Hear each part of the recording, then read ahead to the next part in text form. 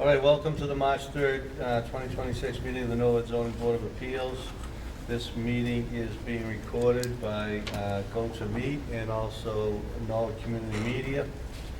And I'd ask anyone here to shut off their electronic devices. And I don't think we only have one matter before us, so we'll call that to order. I'll read the public hearing for 55 Bird Road, case 26-3.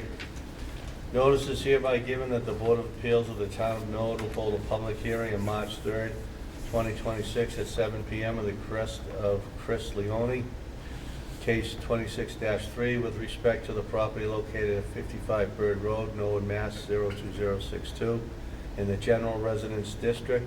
The hearing will be held at the Norwood Senior Center, 275 Prospect Street, Norwood, Mass. 02062, and will also be available for remote participation via Google Meet. This application requests a special permit pursuant to zoning bylaw section 5.4 to construct a second-story addition of a pre-existing non-conforming home. The addition increases the habitable floor area by more than 25%. The property is non-conforming in area, frontage, and side setback. Any zoning relief that may be required in adherence to the Norwood zoning bylaw shall be considered by the board. Interested parties are encouraged to attend the hearing and make their views known to the board. Plans are on file with the application in this office of the Zoning Board of Appeals and may be requested by emailing comdev@norwoodma.gov Monday through Friday, 8 a.m. to 4 p.m. Chris, you're on. You can come up to the podium, state your name and address for the record, and tell us what you want to do there, Chris, please. All right. Good evening. Chris Luciano, 55 Bird Road. I'm planning on doing a second story, two-thirds of the home, second story, kept within the existing plan of the building. I'm not, no outsets. I know I'm off on by about 1.5 feet on one side. This will be adding 2 bedrooms, a bathroom, and an office. Fairly small. It's a small house. It's 960 square feet, I believe. Yeah, it's just it's a small dwelling for myself and my 2 sons. We're just trying to add a little bit of room so we're not climbing over each other anymore. That's what boys do. All right, okay, thanks, Chris. All right, comments or questions from the board, Al, anything? What's the total square footage going to be when you're done from that 970? We're going to be adding about 500 square feet to it. So it's almost 50%. It is 50%. Yes. Addition. Just a comment on that, Chris.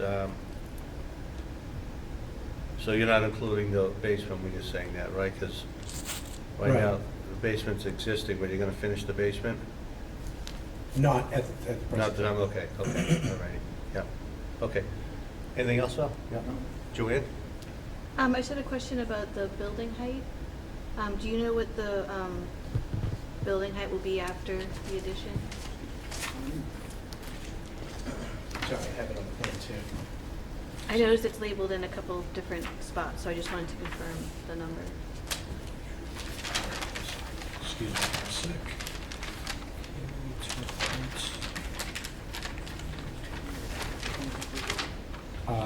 24 foot 8 inches.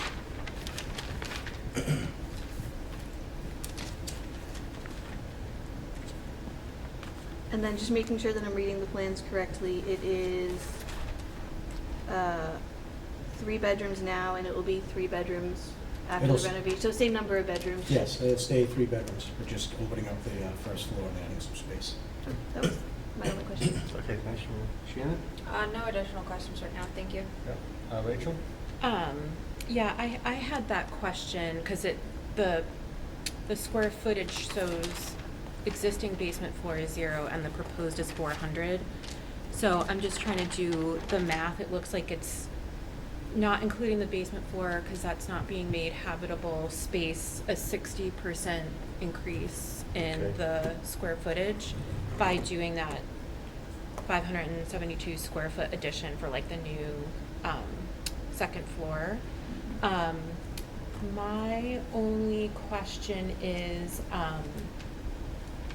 just confirming that there's no changes to these plans over the time that they were prepared. There's no like stale issue here. I just did want to confirm that the 2022 plans are the current plans and this accurately Yes. reflects the project. Yes. Okay, great, thank you. I don't have any questions, Chris, thank you. Anyone here to speak on this project? Seeing no one, hearing no one? Is there anyone on? There's no one on.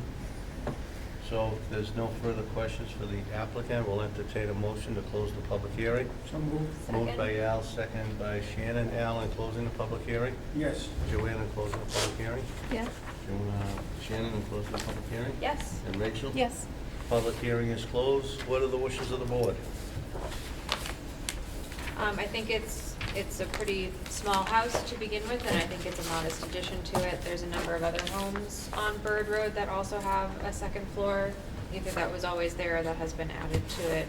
And I think it will make the home more usable for the folks that live there and add to the value of the neighborhood and the property. So I would, well, I guess if there's no other conversation, I'd propose to vote for the application for the special permit as presented. Yeah, I think just to reiterate from another angle, there's no change or like increase in the encroachments. It's just building vertically up. There's no further encroachment on the setbacks. Right, and it is 60% that you pointed out, so we'll put that in the decision.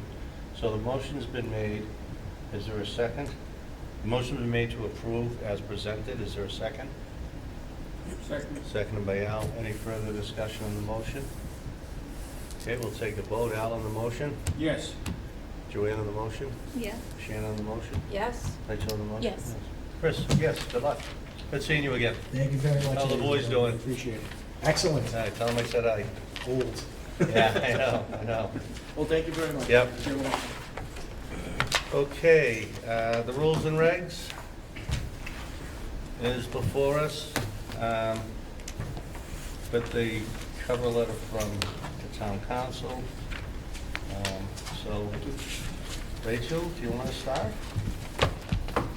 I mean, a lot of my comments were like, this could be clearer or changing the structural order around.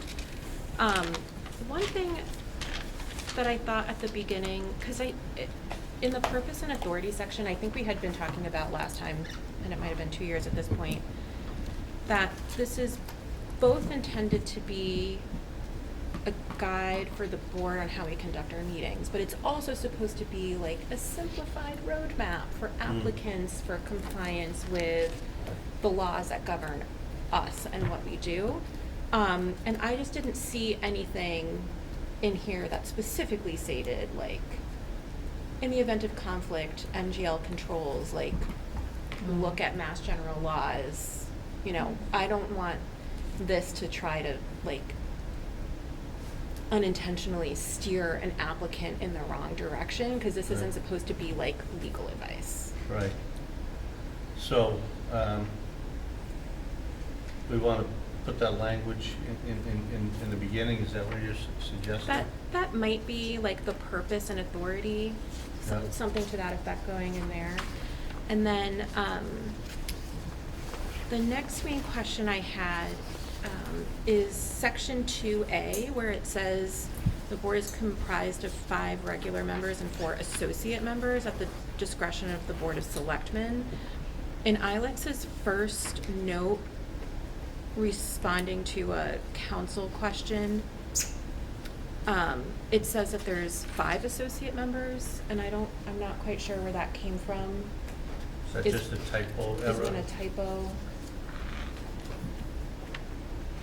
Is that just a typo, Alex? Well, I think we did have 5 before Matt was moved onto the regular board, so I guess I'm not sure that the number of associates is set. always. Is So Is that set by the selectmen or is that set by? it is. So if you could just follow up with the selectmen, I mean, I think Okay. 4 is plenty. Yeah. It served us well.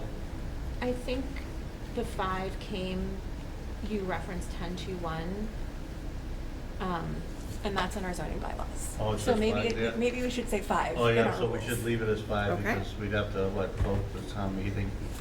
We don't want that, so we'll leave it at 5. But if the selectmen choose not to appoint someone, that's fine too. Right. Yeah.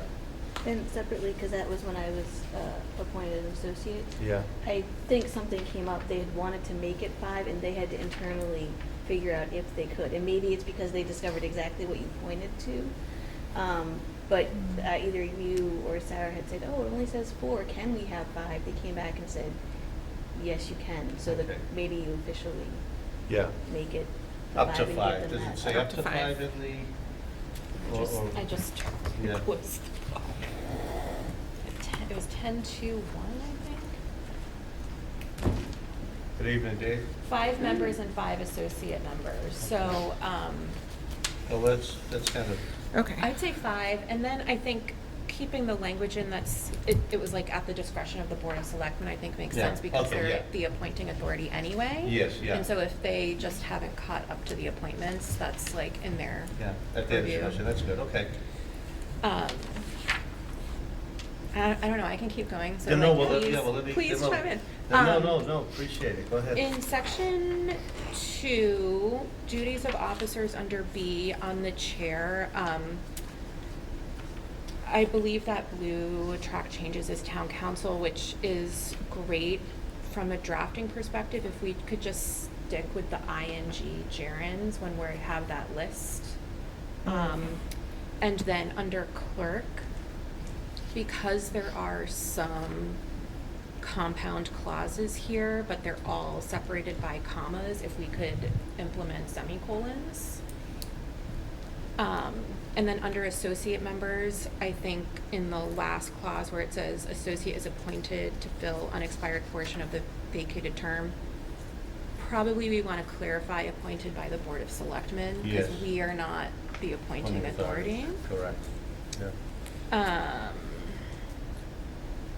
And then under member participation, kind of in line where that black lining is from council, where it says an explanation shall be submitted to the Board of Selectmen, I think we want to add like for action at their discretion, because we can't compel them to act, but we should say that the action comes from them and not Correct, yep. us. I agree. And then I think the first instance of the community development department is in that section 2C. Earlier, there's reference to administrative staff. So I don't know if we just want to have a comprehensive reference to, like, what does staff mean? And I think in every instance, it probably relates to your department, if we want to just say that, so that everyone's going to the right group of Okay. people internally, if we're using this as a roadmap.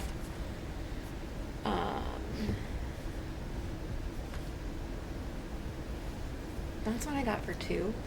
Okay, I'll let you.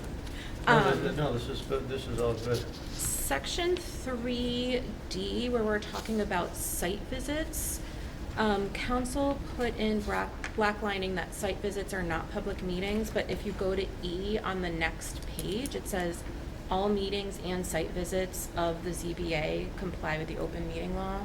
So I think we want to determine what it is under the confines of the open meeting law and be consistent there.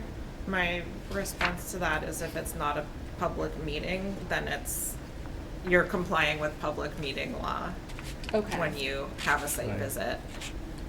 And on that Does that one, make sense? I noted, I don't know if you saw my comments, that there's something in there about notifying the applicant. The applicant should be told, once they apply, then any member of this board can go there. Because Okay. I think most of us go to these addresses, we shouldn't have to call, we don't need your permission, right? You've applied to us, and So there's some language in there that indicates we have to give them reasonable notice. Do you have that? Adequate notice. Adequate notice. I think the notice is when they apply, that we can go there, because I always go either day before or the night of the meeting. Yeah, Well- you usually stay in the public right of Yeah. way though. I do, but I have walked on property like that one down off of Dean Street where they had already started all the work, and I sent the pictures and everything. If I see something that isn't right, you have the right to go on the property for this. So, I mean, I always, if I do, I bring the doorbell and tell them who I am. But Okay. I don't want someone to come back and say adequate notice, you didn't call me, so you can't come on here. No, it's not, you know, I think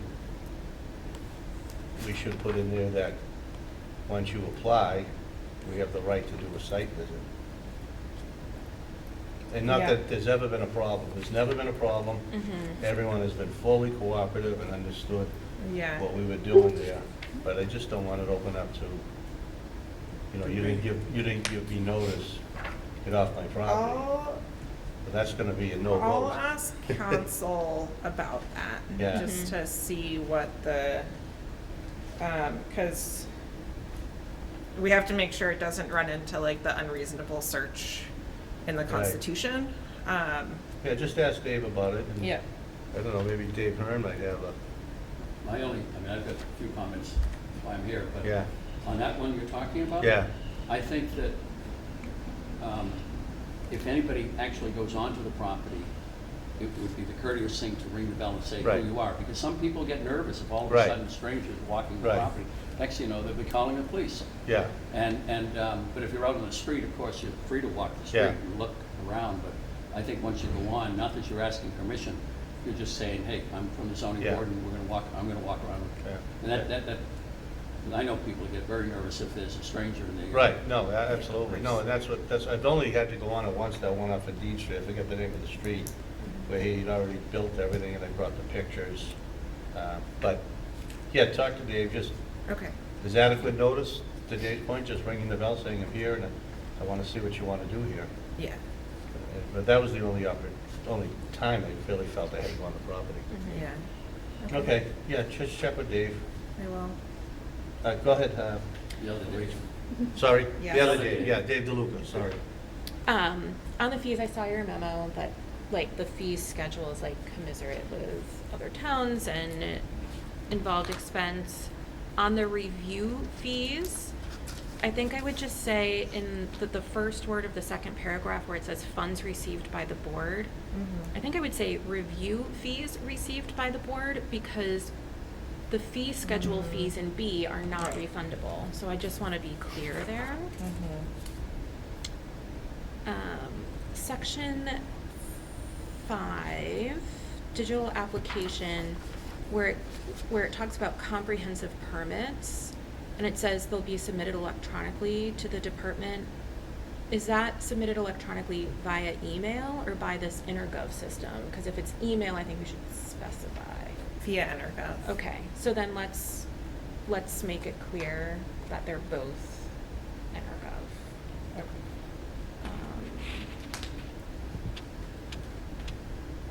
And then the very last line on that page where it says bylaw, let's just throw in that it's zoning bylaw and not just the general town bylaw. And I think that's later on in that section,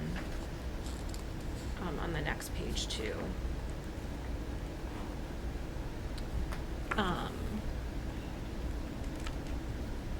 To the marginal comment from town council, I didn't know if we wanted to discuss that. I'm not in favor of that. Go It ahead. seems burdensome. Just read for those that don't have it. Is there an option for an applicant to seek pre-application review and advice Oh, from the yeah. board Mhm. before You got my committing comments and- on that, right? I agree with you. You know, Yeah. we're not gonna get into that. They go to you guys and then they come here. That's almost like the straw board, and we Yeah. don't do that. Yeah. I'm in agreement with you.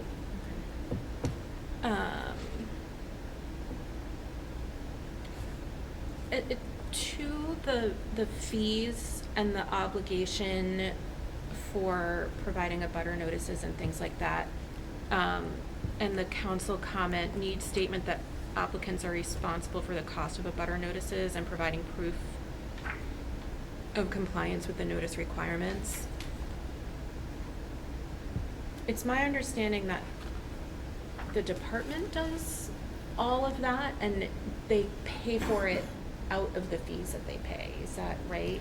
Yeah, that's correct. So that's why we have the language that the $3 per abutter only applies to requests for abutters list that are not associated with an application.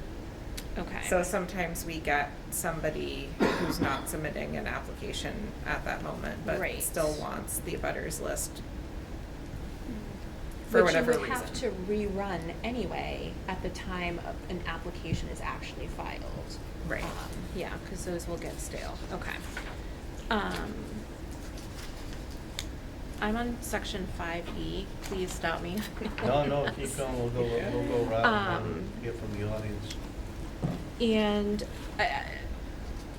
I agree with section E. I just felt like the language was a little clunky.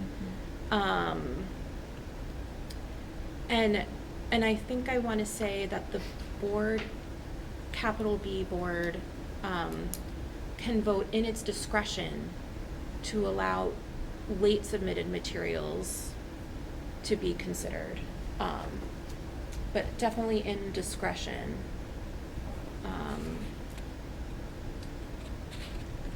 Yeah, that's always been kind of an Yeah. issue where people come up and the most recent was the Gulf Station one with all kinds of materials. I think you put it in there that they have 5 days. Yeah, the The applicant has 10 days, right, and then anyone who wants to submit after reviewing the applicants has 5 days. Then I think the discretion is if somebody does come up and, like they do hand it to us, take a vote on it, right? But I'm in favor of sticking to, you've given them now time. Before, we didn't have that in there, but now they've had time, and I'm in favor of, you know, you have to get in 5 days, or we continue it. If it's the applicant, we continue it. If it's not the applicant, we make that decision. But, I mean, having people come up here and handing us stuff at the hearing is not helpful, right, for lack of a better term. But the applicant should be able to get everything in time. Yep. So that's where I'm at with it. I don't know if you have suggested language. I mean, I can send you, we had 10 calendar days for the applicant, or 5 for public and staff comment. I think we can just say public comment, right? We can always consult with staff, even Right. during deliberations when the hearing Right. is closed, so I don't wanna limit staff comment. And the board may vote in its discretion to allow materials submitted late. If an applicant wishes late submitted material to be considered, the board may vote to immediately continue to the next regularly scheduled with a D meeting to give adequate time for review. And I think the distinction there is, do we intend for that distinction to be the applicant providing late material will allow us in our discretion to continue the hearing, as opposed to public comment, which is provided in writing, we don't need to consider, but of course, anyone can come and provide comment at the hearing itself. Yeah, and then to that point is, so the applicant submits their material and then someone submits other material 5 days. It would be fair for the applicant, might need more time to review that. Yeah. So, Dave, you have a comment on it? I do, Aaron, yeah. if I may. Yep. One of the, and I have all kinds of copies for you folks, but on this point, as drafted, if the applicant comes in with something late, according to these proposed rules, the board in its discretion, can immediately continue it. Well, the problem is, and the reality is, that we're often given things, even by staff and by department heads, only a couple of days before a hearing. Sometimes we can answer by the time of the hearing. We can come in with an answer to what the comments were. Yes, we can do this, or no, that's not accurate for the following reasons, whatever the response is. Yeah, I think it would be unfair for an applicant to suffer a 1 month, and you only meet once a month now, not like the old days, a 1 month delay because somebody dropped something on us at the last minute, even if we had an answer for it. If we don't have an answer, we might just say, yeah, you know, this is an interesting question was raised. It's going to take us a week or two to come up with an answer. I guess we come back next month. But if it's something that we can provide an answer to, and it's been dropped on us, and I can't tell you how many times I've gotten memos at 4 o'clock in the afternoon, the day before a hearing, from department heads and others, and that require a response that can affect the board's deliberation, whether it's this board or the planning board. And that's not fair to an applicant, to be subjected to that and to lose a whole month because somebody didn't respond. I think it's a useful thing to have some timetables in here. And I appreciate that if somebody is going to drop some written materials on us, the board and the applicant, they should do so in advance, so we're not ambushed, which sometimes, and I think you've seen this in some of these hearings, we get ambushed with stuff that we later look at, get a chance to look at in more detail and find out this picture was taken 6 months ago, not 6 hours ago. So if the people who want to respond with written materials have to turn in early, that's fine. That's fine, but we get stuff dropped on us sometimes from different departments of the town with no opportunity to respond. Let's say staff comes back with a memo that we could answer, and we get, staff has till the 5th day before the hearing, and we could answer it. Why should we get, in order to answer, why should we get hit with a 1 month delay? So I think that the discretion should be exercised as much as possible in favor of allowing the hearing to continue. As this is drawn, it's like completely within the discretion of the board to say, oh, you're off for a month. And that's a big penalty in a lot of cases for something we didn't even do. Yeah, does the planning board have any language that addresses this, do you know? The planning board does not. The planning board, in fact, does not have a set of rules and regulations similar to this that applies sort of across the board for their operations. They have regulations related to particular permits. And so the ZBA is leading the way for our regulatory boards I think, on this. to the point that council made, is if it is the department head, whatever department it might be, fire, DPW, that responds late, we should vote on that. I think I'm more concerned with the citizen that comes up with pictures and says, here you go, look at all this. And we don't know the dates, we don't know when they were taken. I won't have a problem with that, but I think if the department head submits something late at 4 p.m., then we should have discretion on that, and I don't know how we form that language. I think what the comment is that an applicant is supposed to provide applicant-prepared materials 10 days prior to the hearing. Right. And I think we need to build in the exception, except, just any time prior to the hearing, to the extent it's responsive to, staff requests or other public written comment timely provided, or even not timely provided. I wouldn't even put that clarification in. So if they're being responsive to other timely material, Then we they have shouldn't be discretion on behind that. it. We would be required to receive it if it's Right. provided before the hearing, even if it's less than 10 days. Yeah. I think that makes sense. Yeah, and then we just leave the language in there, the 5 days for members of the public.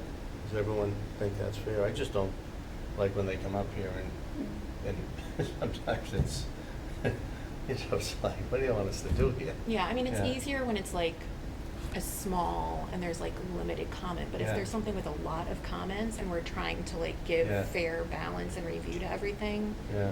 if we get it, So responsive, Yeah. we'll add some language, as Rachel said, responding to staff reports or public comment reports. The applicant, we can vote on that as discretion, which is fair. But I want to leave it 5 days prior to the hearing for the public that, you know, get that before us so we can review it. And if you're looking for some language on that. Yep. The planning board in Wellesley, I think, has very straightforward and clear language that accomplishes very similar goals to what you outlined, particularly with their large house review. It sets the deadline by which each department has to submit their comments, and it says if they're not received, you know, everything proceeds, and that the applicant addresses them as they are able. So it makes an allowance for if Mhm. information comes in late, but it sets what that is. You guys would need to determine what is a reasonable amount of time for that. And it's, in these materials here, kind of like you outlined, it focuses on application materials. Mhm. They can submit supplemental things, but the application itself has to be complete, you know, 10 days before. Mhm. if Yeah, that that's sounds helpful. fair. Yeah, Yep. yeah. All right, you got some more homework to do. Go ahead, Rachel. In some places, I noted it in 5F, there are references to Board of Appeals, and it's just been defined as board. And there's an errant deletion of A in agents, the first word of G.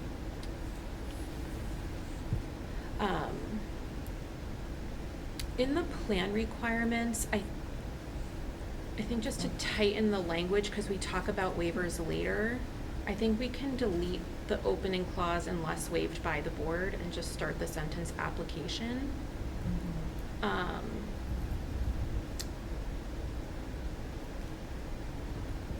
And then another, because that second to last sentence is very long, I think we can just delete the words "that the plan requirement." So that it would read, "The board recognizes that there may be cases in which the required plans may not be applicable to a particular project or may be cost prohibitive to the applicant." And I think it would be a written waiver request rather than the written waiver request. And then when we look at certified plot plans, the bullet that's maybe 4 up from the bottom, I think we received not only existing and required zoning setback dimensions, but also the proposed zoning dimensions. So I think we want to add that in. I agree,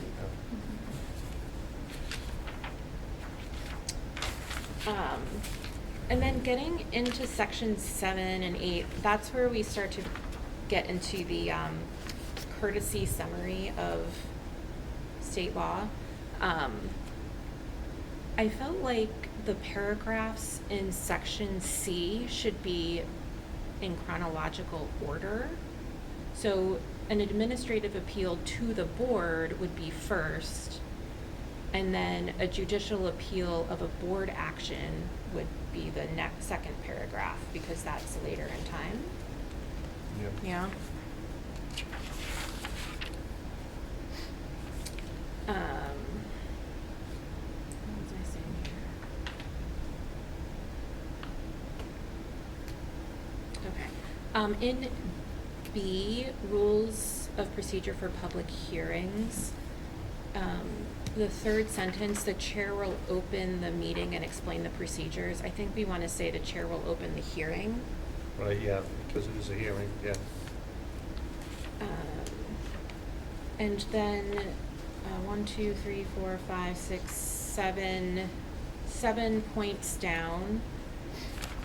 I mean, we're getting into time, place, and manner discussions here. I don't know that we need to characterize what will and won't be tolerated if it's legally allowed. But I don't know if it's worth, saying the inferences that can be drawn from irrelevant. I don't know if that's necessary. I almost want to take it out if it is like a suspect restriction. Which one is it?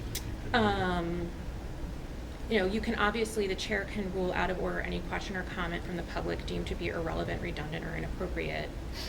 Personal attacks, disrespectful commentary, and obscene language offered by any persons in attendance shall not be tolerated.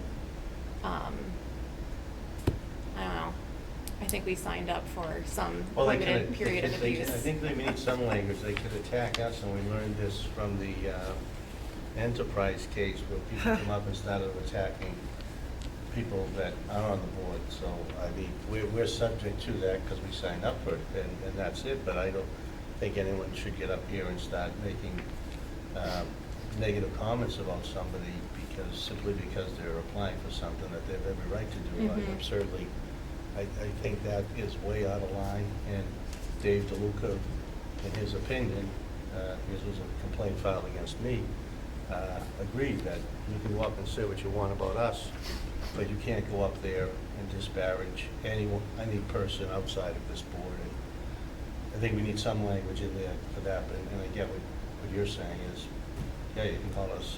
Well, and whatever you want. whatever anyone says, positive or negative, I mean, we exercise our discretion in determining the weight of any statements provided to Right. us, and people who are providing statements would, you know, they don't need instructions to know how to be persuasive. Well, some do. Is that, maybe that's another sort of section to run by town council Yeah. explicitly to make sure that that, Mm-hmm. okay. I mean, you can't get up there and just slander someone. No, You yep. can say that I don't like this project. You can't get up there and make accusations that he's, you know, especially the one where they said, well, he's got property up there, and it's just unfair.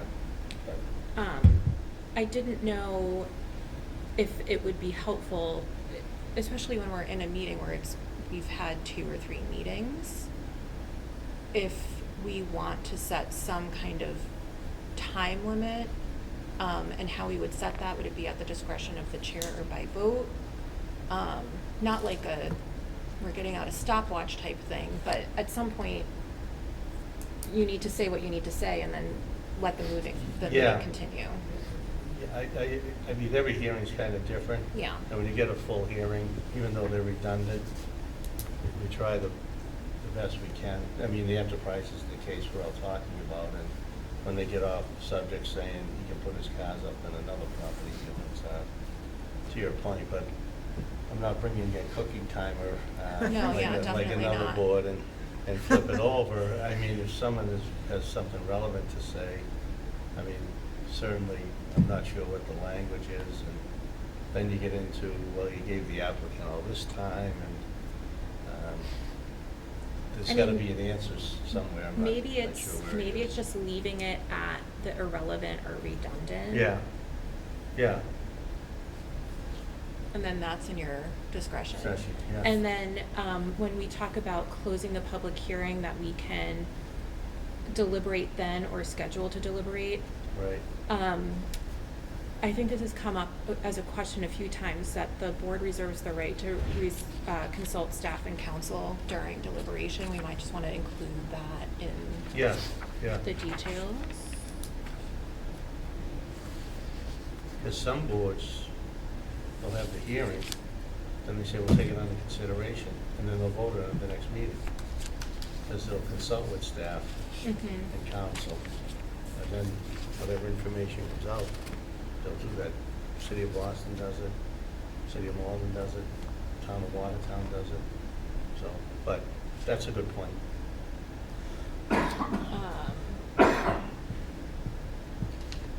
I just wasn't sure, in section 11A, decisions, there was a council comment, and I didn't know if there was an answer to that, or if a change is warranted there. Is that the one about signs? Right now, Yeah. it's the chairperson that signs the decisions. Right. Yeah, I had added in the second line of 11A, that shall not become official until the issuance of a written Yes. decision signed by the chair of the board. Mhm. Because I I took that point that council made about, is it signed by the director of community development? And in fact, it's signed by the chair, and that has been the longstanding practice of the board, but this would be the first time, to my knowledge, that it's formally written that is the practice. Yeah.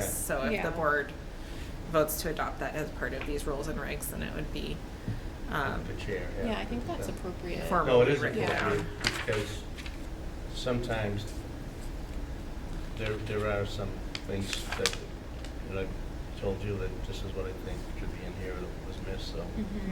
yeah, no, I think that's appropriate. I'm on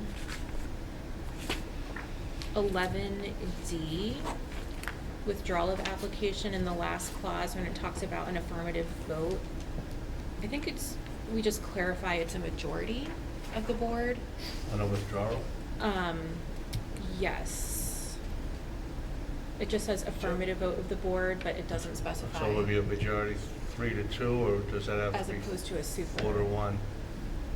Withdrawal, can it be 3-2? It's just a simple majority. Simple Yeah. majority, It's okay. not granting a permit. Yeah, so simple majority on the withdrawal. Isn't that statutory anyway? That's where we're getting into this is more of a roadmap to help people look at what MGL 40A is, as opposed to like us deciding what the rules are. right. Yeah. So I don't know. Yeah, I'm no, a I think little it- squeamish summarizing it. Well, But I if think we it's can, I think helpful we for can, people- I think we can put it in accordance with Mass General Law Yeah. 48. That's, Careful about that. that's the catch-all, right? Once you say according, you're giving an opinion. Yeah, I'll have further comments on Yeah. that when I get called on. Okay. Not to hold you up, but Yeah. some of Ms. Churchill's. or do you think you just have in there a simple majority for withdrawals, just have it in I there? think that's all you need. Yeah. Okay, let's do Nothing in the that. statute that's, I've ever seen Yeah. that says otherwise. Yeah, let's just do that. And I just thought it was curious the way it discusses differently the extension of a special permit versus the extension of a variance with respect to failure, the effect of a failure to grant. It doesn't say what happens for a special permit. And so for purposes of this being a roadmap, I don't know if we wanted to address that in H.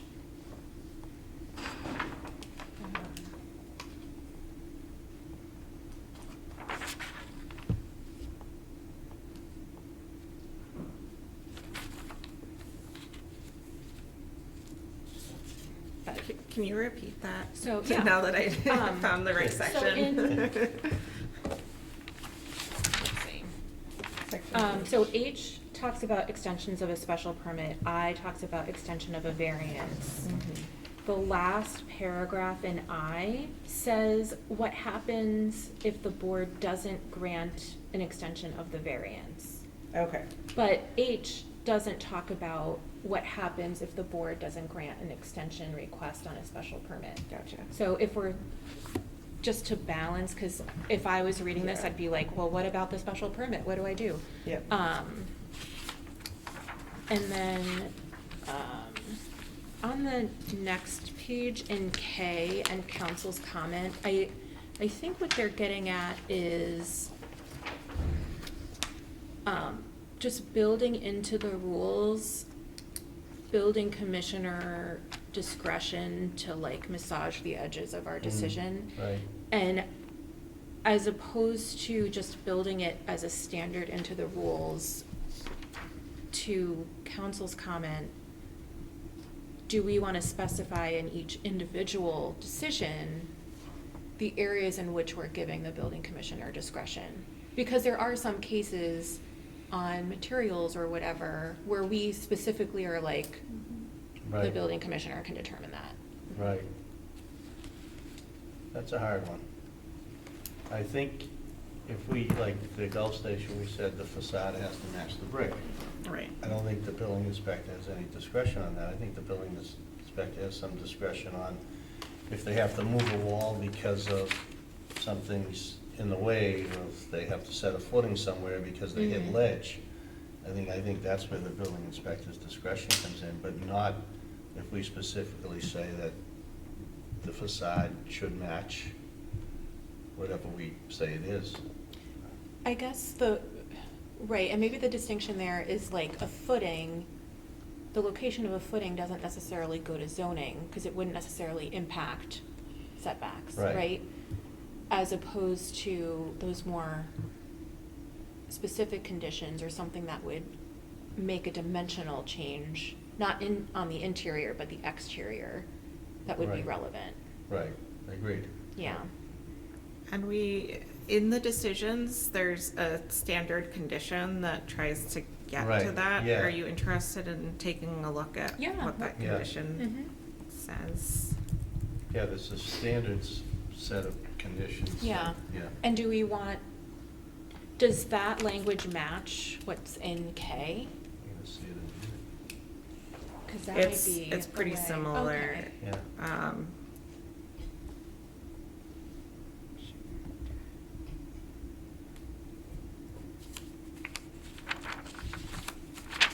And that is actually my last note. Well- Good, no, it was very good.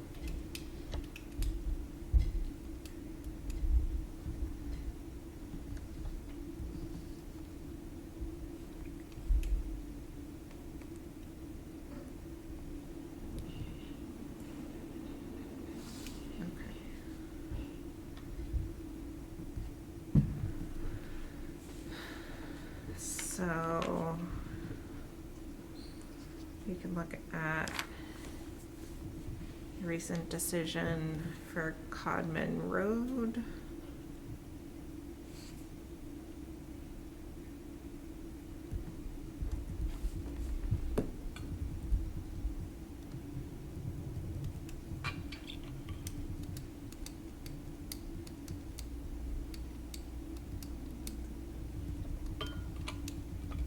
Okay, so here's the standard condition language. All construction shall be done in accordance with the approved plans and documents. No major deviations from the approved plans shall be permitted without prior approval from the zoning board of appeals. If field conditions require deviation from the approved plan, the applicant should consult with the building commissioner for instructions on how to proceed.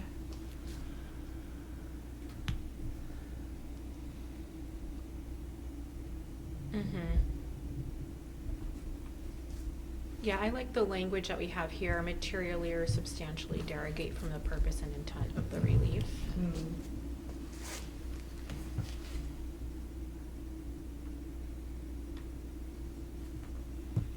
So you're thinking maybe keep that language and massage the special Yeah. condition Maybe language. Maybe this is a council question, right? Yeah, probably should have. Yeah, because we Dave to. want to be look at it. flexible, but we don't want to like delegate what's really our authority. Right. And that gives, the public, because that would not be like a public notice change. Right. Yeah. The building inspector should have some discretion, because things change when you're in Yeah. the field. But, if we say, this is the facade we want, this is the number of lights we want, things like that shouldn't Yep. change. Mm-hmm. Oh, thank you, Rachel, it was very good. Shannon? Nothing additional right now. Okay, good. I think you covered everything for me. There you go. Joanne? I just had a couple of very, very little things. Yep, go ahead. Piggybacking on the very comprehensive review. We use Energov right now, and I know it's in there and I know why it's in there, but what if that changes? We can only hope. Yeah, we could. So is there a way to word it that allows for that to change without us having to, what if our rules and regulations are not gonna be reissued the day that we implement a new portal system? So maybe it's just in the wording of that, Okay. still providing that information, but, or other equivalent, whatever. Another Okay. equivalent portal or vehicle. Yeah, Correct. determined by the Yeah. department. Yeah. Yeah. Yeah. And it could be a general note that falls somewhere at the beginning, and then it, referenced as, however, if, Yeah. that is it. No, that makes sense, Make sense? Yep, Al? Well, I'm the accountant, not the attorney, and I don't practice being an attorney. I'm not providing legal advice. But I caution by trying to get too wordy in a lot of these changes we're talking about making. Keep it simple, stupid, is my Yeah. approach. Not that the work that has been done isn't good work, I'm not saying that. I'm just saying it's cautionary, and it's comprehensive.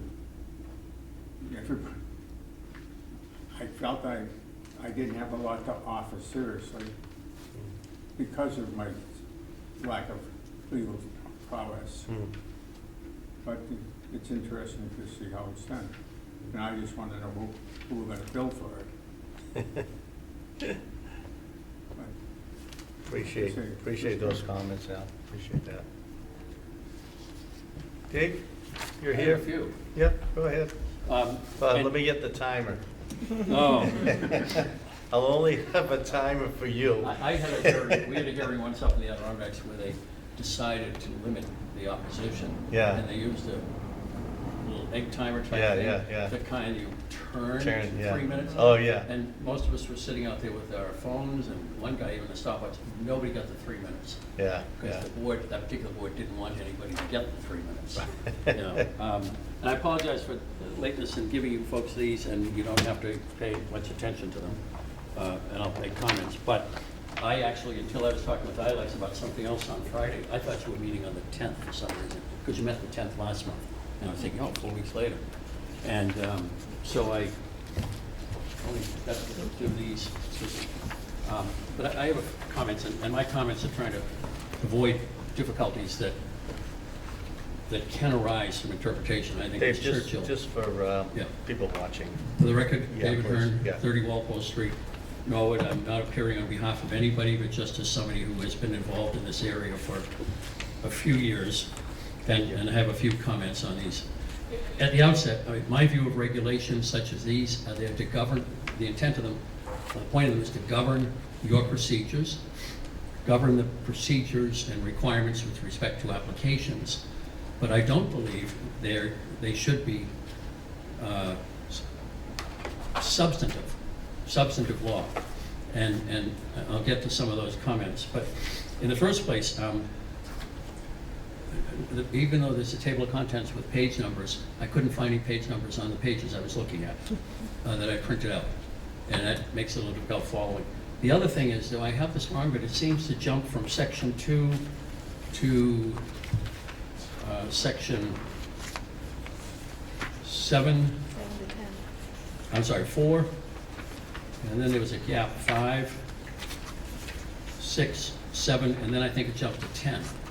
That's a copy I got from town hall. Are there 8 and 9 also? There might have been at one time, it just didn't get. Because I think we want to make sure Yeah. that the final analysis, we've got maybe page numbers and the actual, and now without page numbers, I probably have it out of order, but do the best I can. Good point, thank you. I have some marginal notes. And I think Ms. Churchill referred to I think it was C under section 2, member participation. The statute covers this already. And I would think that you wouldn't want to do anything that's already covered either by the statute or the bylaw. Those are supreme. Regulations are only for administrative stuff, basically. And unless you're authorized to make substantive regulations, and I don't think you are by the bylaw, if you look at the bylaw, you're only authorized to make regulations that aid you in your business and don't change the law or change the requirements. So that one there, I don't think you need to say much of anything. I think the first part of it is good. I think that the only question I had is, written charges shall be submitted to the board. I think if you report to the Board of Selectmen that you got a concern, they have the authority to deal with it, and nobody else does. And we can't tell them what to do. I think we all learned that long ago. Mr. Chair, just Yep, go ahead, to yeah. We'll keep this free flowing. Yeah, that's- Yeah, anyone To that, that- at any time that has a, To that Go ahead. point, because I also am a little nervous Yeah. trying to summarize state law in here,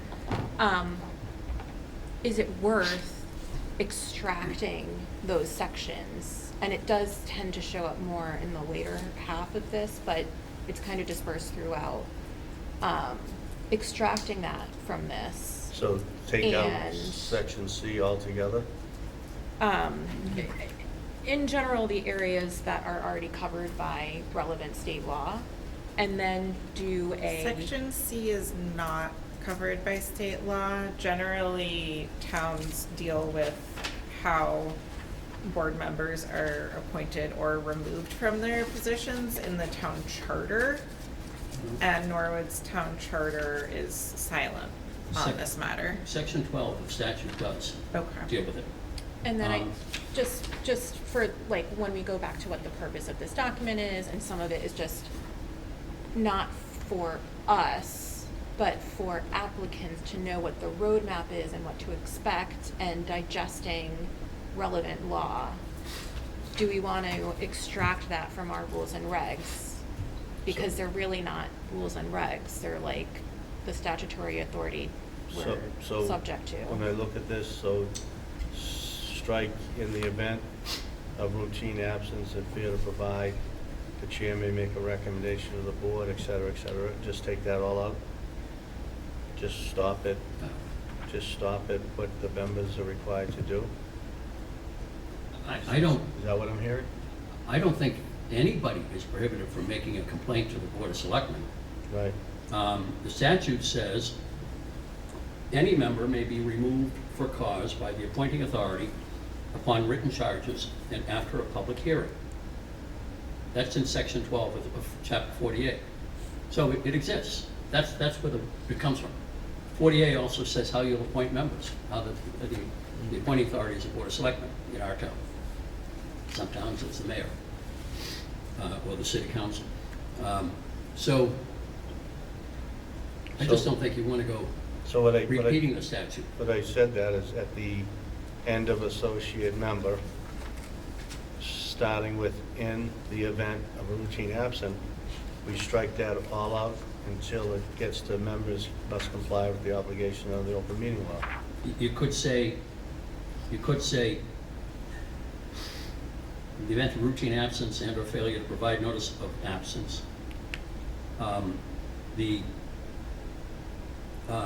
a board member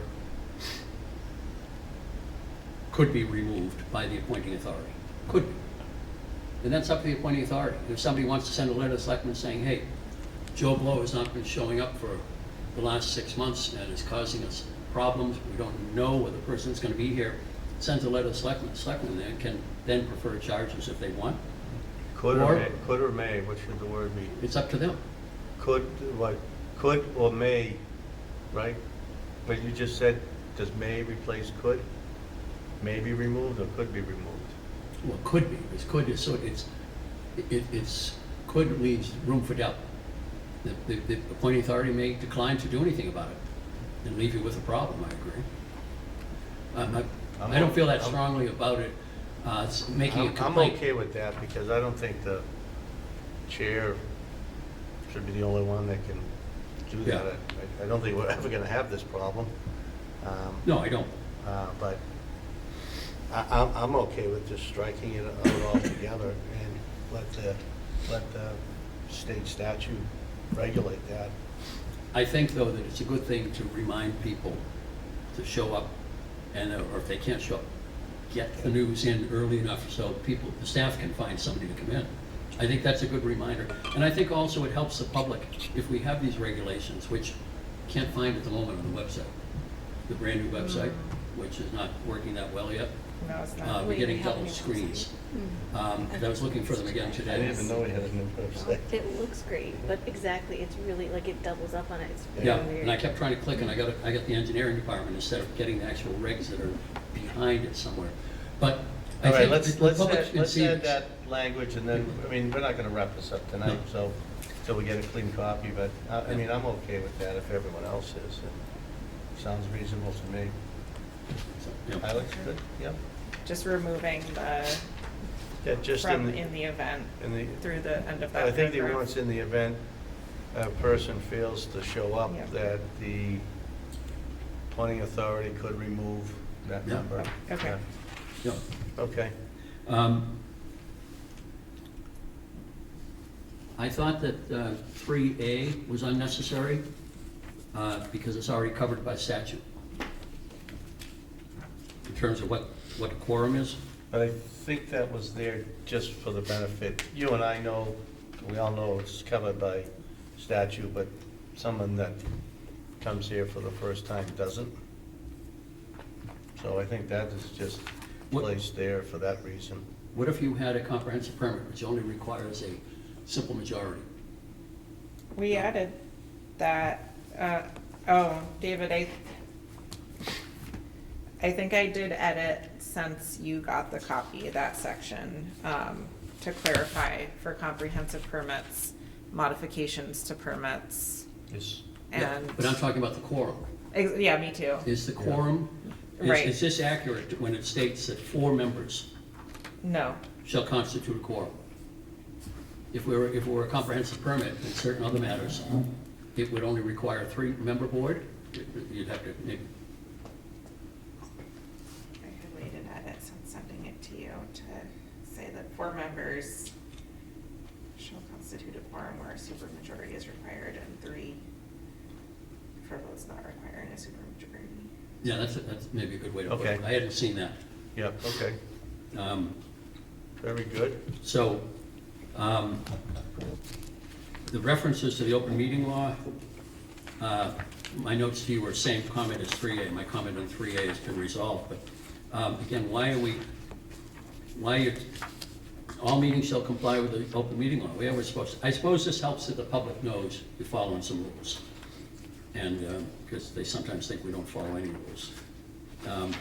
I had a note on the digital application.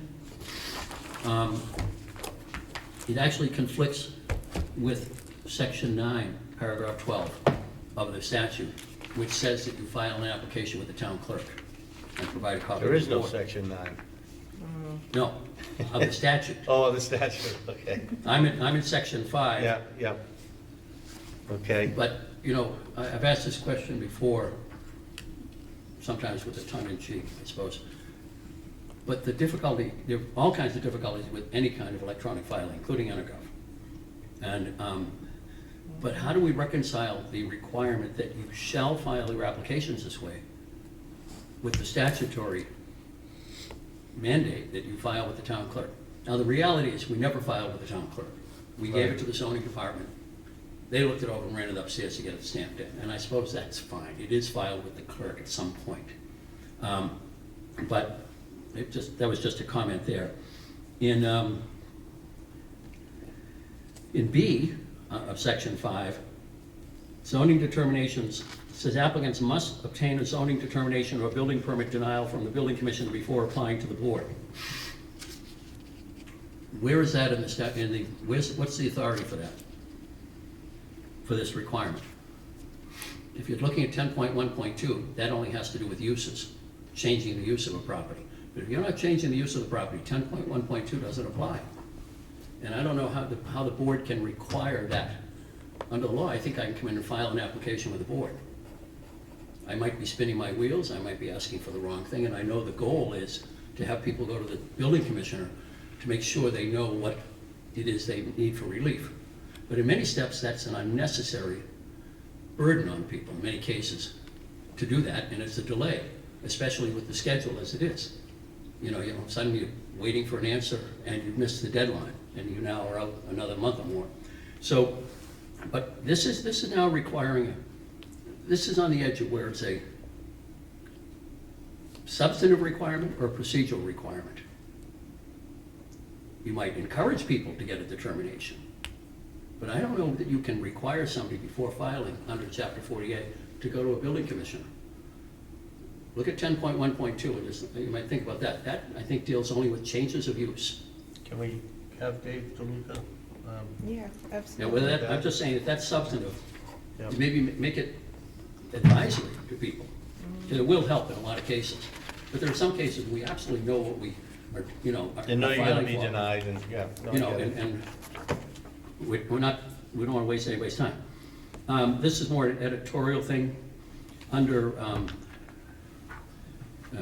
are we? Parties and interest, yeah. It's parties in interest, not parties of interest. Okay, so wherever that appears, it should be parties in interest. We talked about E, and I'm just going to read my comments if I can. Well, I think we covered that. Yeah, I think it did, but- From your comments, I think we incorporated your Yeah. comments into that. We sometimes get things at 4 o'clock in the afternoon. No, I get And it. and it's not always fair to delay it. All right, with respect to G, applicability, agents or representatives other than the property owner may serve as applicant. I don't want to be an applicant. I'm not an applicant when I file on behalf of somebody, but my name keeps appearing in the registry of deeds on decisions, and it shouldn't. I'm the representative of an applicant. So I think we, you know, and they fixed it somewhat on Energov, but at the beginning, those of us who filed had no choice but to be the applicant. It's been fixed a little bit, but to have it in the regulations that the applicant, agent or representative other than the property owner may serve as an applicant, no, that's not what we're doing. Now, sometimes the applicant is not the owner, it's a prospective owner, or tenant, or purchaser. So I think that could be cleaned up a little bit. But the engineers and the attorneys and the other people who appear on behalf of these folks shouldn't be listed as applicants, aside from the fact that, and I said this at the very beginning when Energov first came in, the big mistake was they never tested it with the people who have to use it. We would be defendants in these cases under Section 17 because we were the applicant. So I just looked while I was sitting here to see if I'm on record again. I'm listed for decisions that have nothing to do with me other than I was the attorney. Yeah, no, I don't disagree with you. Yeah, so, no, and I So understand, in Intergov now, you can put in Mike Sheehan's the applicant. but I'm still getting all kinds of things with my name all over the front page, addressed to me. Really, it should be addressed, the decision should be addressed to the applicant, care of me, or care of the engineer, whoever is the point person, so that it's indexed under the applicant's name. The other thing is, it'd be a good idea if you ask for the title reference on the application and put it in the decision, because they won't take most decisions at the registry without that. We're forever writing them in by hand before we submit them. But you probably, you know, you have those, a lot of it you have in the assessor's record, but not a bad thing to add that. Here I am suggesting you add something to an application. And I'm usually trying to avoid things in the application. But a title reference would be a good thing to have, because the registry does want that. And they also have to index it under the right name of the owner, so. Yeah, well, maybe we can come up with something, Yeah, Alex, if you talk to. That George would be- about that. It would be nice to have just to, because sometimes it's unclear which parcels are included in an application and What? having. I said sometimes it's unclear which parcels are being included as part of an application, so including the title reference could help clarify that as well, potentially. we mean the lot or the assessor's parcel? When you say parcel, Often, so assessor parcel. well, we list them all. Yeah, we are required to list them all in the Yeah. application, and multiple ones. Yeah. Yeah, but that's important to get caught all the way through. I've seen that a couple times on notice. I had notes about section 6, about the plan requirements. I don't know, some of that I think you talked about already, and maybe it's not an issue, but some of this stuff is not relevant in some of these cases. I will say that when you're asking for interior floor plans are applicable, when are they applicable? When is the interior of a building applicable, that consideration applicable to a case before you? Maybe in some commercial cases, but you deal with the exteriors of buildings and the uses of buildings. Could I propose one? Yes, Where go ahead, it might, absolutely. is one consideration is parking. So if it's residential and it's going from like a one-bedroom to somehow in a small footprint to, like, say, a 5-bedroom, that could affect parking. But you don't need a floor plan for that. No, but if maybe, you know, as long as that, like, information is indicated that way, I think that's mostly what it's. Well, yeah, the number of bedrooms is important to know, I agree with you, because if it's 2 or more, Mhm. it jumps to 3, Right. you know, in most districts. Well, it says we're applicable. Yeah, but how does somebody know? The problem is a layperson's looking at this, and oh my God, I gotta get floor plans. I gotta get architectural renderings. You don't. In many cases, you don't need that. Well, I think they get a lot of help from, Well, I'll tell you, in the Development case, Department. the recent case on 243 Prospect, yeah. the decision comes out with, it has to be built according to all the plans that were filed. That, I submit to you that that case doesn't have to be, that house doesn't have to be built about, based upon all the plans. It's not your business, it's not even the building inspector's business, what the architectural layout is, what it looks like, or whether we put a window there or a window there.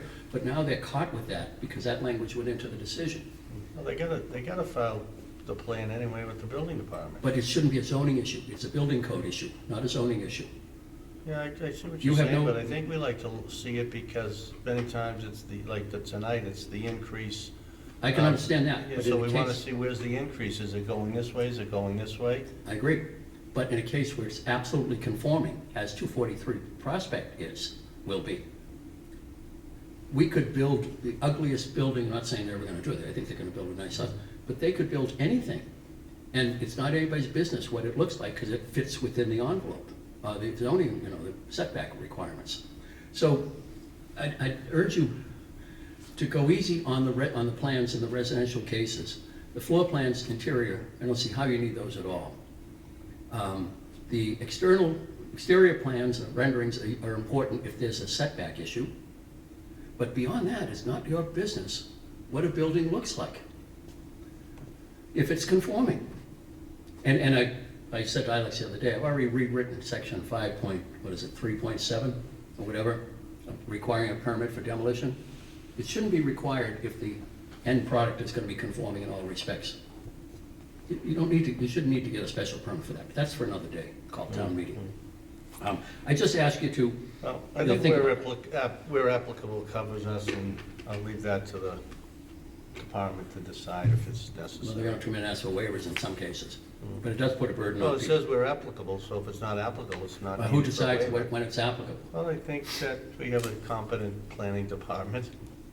All right, and they can appeal it. Generally, something like a building addition, we would be looking for architectural plans, whereas something like a permit that's related to a change of use, for example, the kennel permit that the Right. board heard last month, I would not think that that would need interior floor plans because there's no construction that's being proposed. So why would architectural plans be important in the illustration you just gave, before that, before reference to the kennel? Why are architectural plans appropriate? Well, I would think you'd want to know where they're going to put the animals. We're not talking about the animals, we're talking about another case. Oh, I thought I didn't You say were that. talking about the kennels, were you? No, I was saying that the board saw fit to waive needing architectural plans for that application because there wasn't any proposed construction associated with it. So it was useful to see the footprint of the building. Well, we went through a lot, when we talked about ADUs, about we can't be the paint police, we can't be the design police. Then why should somebody, if that's the position of the department, which it was, in the building department, then why should somebody be required to give architectural plans when the building they're going to build doesn't require zoning relief? That's what I'm saying. The example of 243 Prospect Street didn't require zoning relief for the construction of that building. So, One concern that I have is when applicants, providing the plans allows the board and the building commissioner, when he makes his determination, to review for all relief that may be necessary, right? So, if plans aren't provided and then something gets built, will it be built according to right, the board needs to review those plans in order to make sure, for example, it's 24.8 feet, like Joanne asked today, and not more than 30 feet, right? Which would require a different form of relief than, Well, the applicant, yeah, but the applicant takes the risk that they start building something that doesn't inform the building commissioner and can shut them down, and it doesn't concern this board, unless they have to come back and ask for relief. But if they're building something that's compliant, it's not anybody's business what it looks Well, like. 243 came in to build a shed, knock down a shed and build a larger shed Yeah. and closer to the law line. So that did have to come before us, and I know, Absolutely on Yeah, that, yeah. yeah. But by the time they came, but the point is, but the architectural plans for the house. So now these folks are faced with a situation where, according to the terms of the decision, if they make any change to that house that, compared to what plans were filed with the department, move a window 2 feet here, shift the location of a doorway. well, we talked about that with the discretion of the building. If it's, the They shouldn't building even have to inspector will go make to that. the building commissioner Well, or I the think they were zoning building a board. house larger than what was on the original footprint. But it was conforming, whereas the old house wasn't conforming. That house is Right. 100% conforming. and the board and the building commissioner were able to make that determination because they had plans that they were. No, they had a yeah. foot, you come with an outline of the house. All you need is a footprint of the house to tell you whether it conforms to the dimensional requirements. And beyond that, we're all bound by the requirements in terms of if you're not asking for relief, which they didn't need for that house, that's all I'm saying. Well, Okay, we'll move on. let's move on, yeah. Okay, statutory timeline, 7, and I don't know whether this is, falls with what Ms. Churchill was talking about. I think that 7 should be taken out entirely. Those are all statutory things. And if you put them in your regulations and the statutory provisions change, you're gonna have a conflict, and you're gonna mislead people, and unintentionally, but it will mislead people. Just refer people to the requirements of the statute. Again, Dave, the intent in this is to give someone in the general public that doesn't have your knowledge, that they know what this is. Certainly if it changes, it's gonna take an act of the legislature to change this, and we'll have plenty of time to change it our way. We're just, the intent of this is not only to show us the rules and regulations, but it's to be a friendly document for someone that's coming in this door. For instance, the folks that came in for 243 weren't represented by council the first time. We're just trying to make it easier in some cases for those people also. So I wonder if if someone says, go to Mass General Law, Yeah. so they won't know where to go. Come on. they can look it up online anytime they want. But I there's think a lot of putting people that- substantive law into regulations has you going down a path that could cause a problem down the road. Well, It's not, well, if it changes, we can address that. I But do, the I do changes- like Rachel's point that she made earlier, that it might be nice to have a clause saying something like where there's any conflict between these regulations and Mass General Law shall govern, Yeah. right? And- well, and that would- that's the law anyway, but Of yeah, I think course, it's good. of I course, mean, it but might that be would good. take care of, I think, your concern. It might be good to do, if there were time, to do a little pamphlet, like some towns have, laying out what the steps are you have to go through. There's a notice published in the paper, and the law says when that has to be published. There are notices that have to be mailed to the abutters. The law says who the abutters are. Something like that, if you're talking about the average layperson who isn't gonna read the law, something like that summarizes it, so they come in feeling more comfortable. That's a good They know point. what questions to ask. I'm happy to help on that at sometime down the road, a short road. I'm happy to do that, to help out, because I think it's important. And some towns have booklets they give out to people about zoning. But I think if you start copying the statute wholesale, which you've done in several cases here, you're looking for trouble. And you're making, your regulations are not supposed to be substantive. They're only procedural or. Well, I don't think we're being substantive, we're just repeating, but, Well, well, yeah. point well taken. Yeah. You noticed this on the sections, so we Yeah. get that. One thing on decisions, I think that there are conditions that end up in decisions that never were discussed at hearings. And I think it'd be useful to review those with people, even if they're your standard conditions, because sometimes even the lawyers don't know standard conditions. The condition in the 243 decision about stormwater, I'm told that was recently adopted as a standard condition. But the zoning board doesn't have any jurisdiction over stormwater. And yet you're seeming to do that with that decision. And these are the types of things that in decisions that somebody looks at it 5 years from now, say the house is sold 5 years from now, and somebody says, well, did you do this or didn't you do this? You've got all these complicated provisions that have nothing to do with the zoning board, but they're in there. So I would ask, the other thing is, if possible, would it be possible to share a draft decision with council or the applicant with a very strict timeline of any comments you might have? Because there have been a few times when we could have headed off problems. If we had. I'm not against that. You know. In Boston, we write them. I was just gonna tell you that. In Boston, you write it and you submit it. The applicant's attorney has to write it. Yeah, but it's up to how the board feels. It may delay, it certainly delays the decision becoming final, because before it's signed. But, you know, some of these things, Alex and I had an interesting discussion Friday about the 243 decision after I had a chance to talk to my clients about it. They had just got back from Milan, by the way. Their brother-in-law played for the U.S. hockey team. Oh, in Hannaford? No, Is it Hannaford? Tage No. Thompson. Oh, Thompson. okay. Yeah, so they told me the night of the hearing Yeah. that they were leaving from Milan. So they just got back the other day. Well, last week, I guess, after the blizzard and everything. But it'd be useful to see it, and we realize it would delay the decision becoming final. But sometimes there are things that come up, or there are little factual errors that could be corrected, and make it a better decision all around in terms of the town being able to defend it and the applicant having a better understanding of what they're doing. So if you think about that. I'm certainly not against anything. And maybe you put it It has to be a timeframe. tight timeline. Yeah, you want a tight Upon timeline. receipt, you have 24 hours to make any comments, and that's it. Well, I would say 24, what if we're not in, or what if it's a, There's but plenty of people in that law office, to be honest. you're not reading my emails. No, we can discuss that Think as about a that. board. Think about it.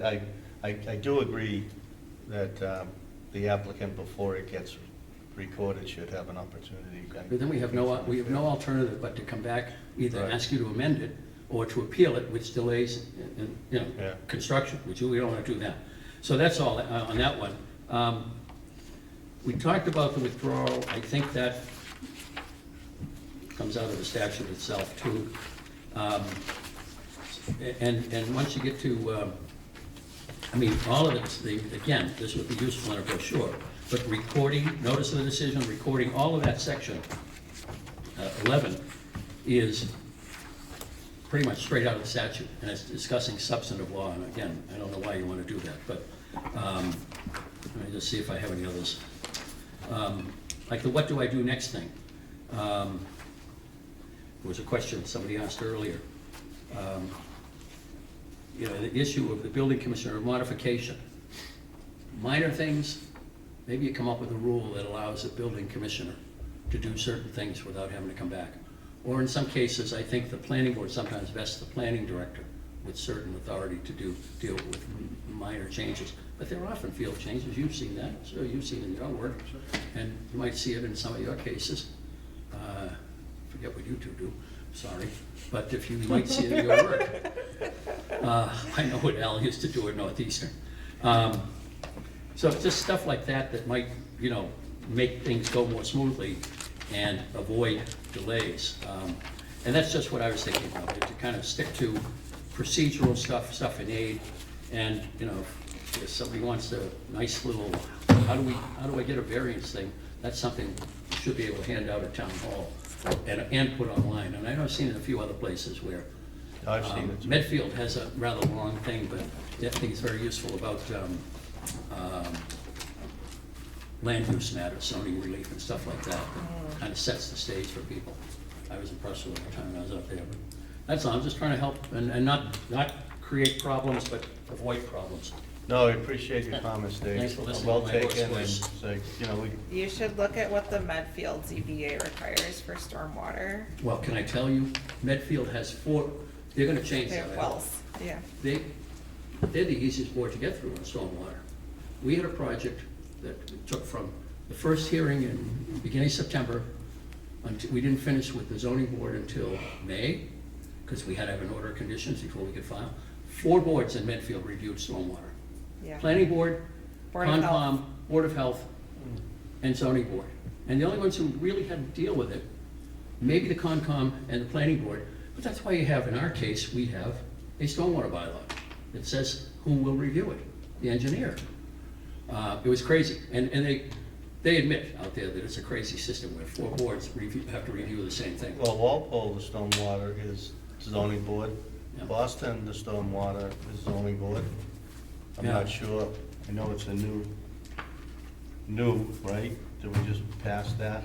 I'm not sure It- who reviews it, but in some communities, it is the zoning board. Yeah, we had 4 boards. Yeah, no, They I keep get presenting it. the same I get thing. it. I mean, it's all just the Caltech system, and then if the deep, actually, Boston just changed, it no longer goes to the zoning board. If the engineer planned, stamped, is approved by the director of DPW, Yeah. then it's approved. And quite frankly, that's how it should be. Yeah, But yeah. that's just my comment and experience. Well, with didn't we try to do that Caltech. sort of with our stormwater bylaw, to put it in the hands of the engineer? To, Yeah, the engineering department is the stormwater authority. So if they approve the Caltech plan, which most of them are the stormwater plan, then that's it, right? It doesn't have to go anywhere else? well, other boards seem to be still looking at this stuff, right? Concom's looking at it, planning board. Yeah, the Concom and the planning, the current stormwater bylaw is stricter than what the planning board requires. The Conservation Commission changed its regulations to refer to the stormwater bylaw. So do they spend any time on stormwater? Those boards? I mean, yeah, we review it, certainly. Yeah, So, you know, just- but I guess the question is why, if somebody else has the authority. I mean, if the town engineer reviews whoever submitted the plan, he's the expert, she's the expert, then if they say it's approved, it should be approved. And Boston just recently no longer ZPA. Mm. Too late for us, we're in a court case on it, but if we applied 3 months after we did, we wouldn't be in this situation. But that's to your point, another day, another person. Yeah. Any other comments? I think all the comments were great tonight, and Alex, again, you have more work to do. Alex, Absolutely. so appreciate it. And I didn't get the edits that you made, Mike. They were covered tonight. Okay. They were covered tonight. And then there was my comment, I don't like any waivers. But, they were all covered tonight, and so we're all good. The one was the site visit was my most important one, so, Yeah. Yeah. I okay. have one little Yep, question yep, go about, ahead. that you brought up, was a good one, about that you have to get a denial or something from the building commissioner to then move here. Right. Just in the language, could it be clear if they actually have to submit an application, or could it just be in communication? Like, what form does that have to come in? Because, for example, the city of Boston, you actually have to get a denial Right. before you move into zoning. Is that Yeah, something in we want to Norwood, you replicate? don't have to get a denial. You can send So, your plan via The email. way that it's written, it says application, so if you could just look at the wording and make sure that the intent, the wording matches the intention. Yeah, that's a good point. Yeah, Yeah. I mean, sometimes, it's like, dear Gary, we're thinking of doing the following at this address. Right. We think we need the following relief. And I'll get an email back says, yeah, that sounds right. Right. Yeah. And I've submitted those. But, that historically had not been done.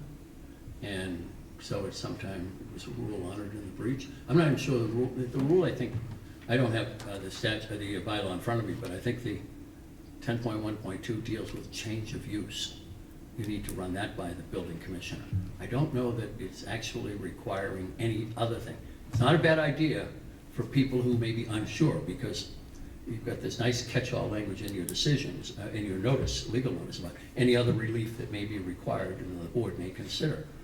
But I think the emphasis that we now have on running things by the building commissioner comes out of perhaps lay people coming in who weren't familiar with the requirements, filing something, and then this board spinning its wheels because they aren't giving you the right stuff, or they didn't know what they needed, or they needed less than, or more, or whatever.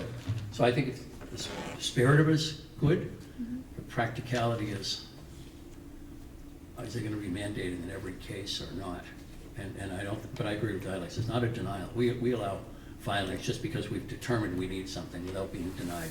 Yeah, I just the- thought But Joanne's point is the The application, so the letter language should be currently yes. says I the don't word think you wanna send the whole application, and I don't application. wanna send it Right, down the road. right, I think That's instead of all. having the word I think- application, it should an inquiry to the Into building the building commissioner department, or yeah. something. Because Yeah. they say, we've been told, just send it, if you send an email, it might be sufficient. Yeah. 'cause we- So currently it says applicants must obtain a zoning determination or building permit denial before applying to the board. That's the regulation. Yeah, But what's the basis for that? The authority for that requirement? the board has the authority to determine application requirements. Well, that's a substantive change, that's a gatekeeper thing. That's saying I can't come before this board unless I do something that isn't required by the bylaw. Dave, you just explained that. You write an email to Gary and he sends it to you. Let's not, I let's know, not get. I know, yeah. but I think that, Yeah. I think the language in the regulation All right, is absolute prohibition, then you gotta, so Okay. that's something to think about. okay, Yep. thank you. Good, yeah, okay. All right, the annual report from 921 University Avenue, I had a chance to review it. My only issue that I had to you is the bond has not been posted, and I think that we should do something about that. I don't know what anyone else's feelings is, but we gave them a lot of leeway, and I think at the very least, the bond that we requested at the time, and I think that was gonna be determined by someone else, right, Alex? Yeah, so the applicant was supposed to create an estimate that then town staff would review. So I think I would recommend we have the staff write that letter and say, we want that. If we don't receive it, then they'll have to come before us and formally request the waiver, and then we can decide if we want to vote for it. But we've given a lot of leeway up there, in my opinion, and they are complying, other than posting the bond, and I think they should post the bond, because things have changed up there. It's not as active as it has been. There's not a lot going on up there, so at one Except point, erosion. yeah, at one point, this is gonna come back to us for more time, but I think there's not a lot going on up there. That's all I can say. There's not a lot going on up there. So if everyone's in agreement with that, I'll direct you to write a letter and say, give us the estimate of the bond per the agreement, and give us the date you're gonna post the bond. Does that Okay. sound good to I'm everybody? abstaining on this matter. Oh, okay. Yep, does everyone Mhm. okay with that? Yeah, I don't think we need a vote. It's And just, I will also reach out to Gary to work with him on that, just Yeah. to make sure that we're on the same page, and, cause he also, along with the board, has enforcement authority, so. Yeah, okay, yeah. And if they don't provide it, or if they say, these are the reasons why, then they gotta come before us and get that waiver. Okay. They can't just say, we're not gonna do it. Okay. No. All right, and I was not at the meeting last month, but there are minutes. Yeah, and I wanted to clarify, there were two sets of minutes that were on last month's agenda that should have been on this month's agenda, but didn't make it on, before it got stamped. So those sets of minutes you'll see them in April. Okay. They didn't get forgotten. Well, that happens. They got temporarily forgotten. Yeah, but do we have the minutes, the board have Yeah, minutes? so you should have the February 10th Is there minutes. any comments on the minutes from February 10th? No, I didn't have anything. Anyone? I had just one vote on and I backed up into the sunset. Literally. Yeah. I called in from Florida. Oh, well, okay, that's okay. All right, if there's no I would move. comments, a Although, motion. is there anybody else other than Al that can vote on it that was here? I would move to, I mean, I don't know, Approve. I don't know that there's like strictly a rule that Okay. if you weren't in the meeting, can't. that you can't vote on it. I have no, Right, like, basis. independent basis on the accuracy, but I also Yep. have no reason to question these. I Yep. don't need to hold up the vote because I wasn't there. We only need 3 votes, because I'm going to abstain from this, so we only need 3 votes to approve minutes, correct? Correct. Yeah, okay. so I You were moved doing to. it for that? I was Sure. not, but I did review, because the minutes are on the agenda, I Okay. did review the recording. Okay, all right, good. Okay, so there's a motion to approve the minutes dated February 10th, 2026. Is there a second? Second. Seconded by Al. Al, on the minutes approval? Yes. Joanne? Yes. Shannon? Yes? Rachel? I'll abstain. And I'll abstain, so that passes 3-0. Any other business? Seeing no other business, I'll entertain a motion to adjourn. So moved. Moved by Shannon, seconded by Al? Al. Al on the adjournment? Yes. Joanne on the adjournment? Yes. On the Yes. adjournment, Shannon? Yes. Rachel? Yes, and yes, so we are adjourned. Thank you, NCM. Thank you, Mr. Hurd, for coming tonight.